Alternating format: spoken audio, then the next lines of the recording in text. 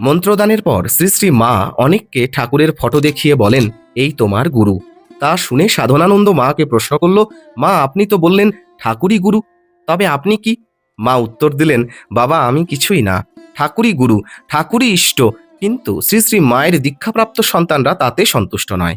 একদিন শ্রীমা একজনকে দীক্ষাদানের পর যেমন বললেন ঠাকুরের ছবি দেখিয়ে, এই তোমার গুরু, সাথে সাথে সে বলল, হ্যাঁ মা, উনি তো জগৎগুরু। আবার একজনকে দীক্ষা দিয়ে দক্ষিণেশ্বরের মা ভবতারিণীর ছবি দেখিয়ে যেমন মা শারদা বললেন, এই তোমার ইষ্ট, সাথে সাথে শিষ্যটি বললেন, মা সাক্ষাতে থাকতে অসাক্ষাতে যাব কেন?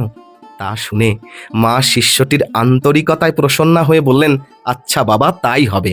তাই শব্দটি মা বেশ জোর দিয়ে উচ্চারণ করলেন, আচ্ছা বাবা তাই হবে। শ্রী শ্রী মার এই উক্তিটি কিন্তু তিনি যে স্বয়ং জগজ্জননী মা ভবতারিণী তা পরোক্ষ সম্মতি দিলেন।